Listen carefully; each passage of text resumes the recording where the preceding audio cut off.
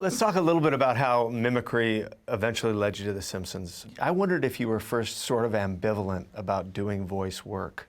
Did it feel at times like it was going the other direction from the career you wanted? I mean, I suppose if I, entered the world of doing like silly Saturday morning cartoons that weren't good or funny, it might have.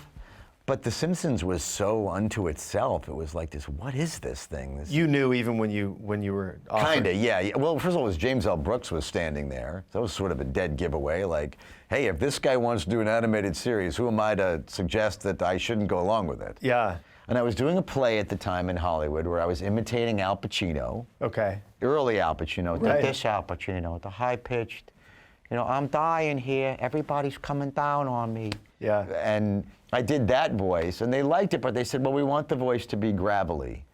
So if you take Al Pacino from Dog Day Afternoon and you make it gravelly, you get something approaching Moe the bartender. What do you do when you have two characters, say Moe and Chief Wiggum, talking to each other in the same scene? Can you jump back and forth at a table read? And first of all, that's an easy thing to do. I mean, once you can talk like Chief Wiggum, and you can talk like Moe, they can talk to each other. How you doing? I'm fine, you? I'm not having a great day today. Oh, I'm sorry, what's the matter? It's none of your goddamn business. It's not that hard to do. And then when you have to do it, we have to record it, sometimes I'll do it that way, or I'll go, let me just go through the Moe part this time, and then I'll go to the Wiggum part. Because it's hard to concentrate on acting both at the same time. But I think the characters got funnier the more I was, even vocally, the more I was able to bring myself more. Like, instead of approaching Chief Wiggum like, well, this is a funny way for a cop to sound, and he's kind of dumb and fat and only cares about donuts. But then when I added in the layer, but wait a minute, what if I was a cop? What if I really was a cop? When me, Hank, was a cop and had to actually deal with this kid on the street, shoplifting? I think it made it funnier and more personal. And when that layer got added, I noticed a difference in my vocal work. Like, what's weird?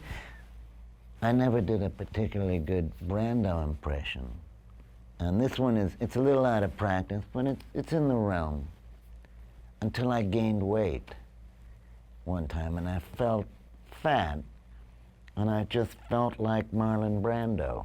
And I would start talking like Brando because I felt fat.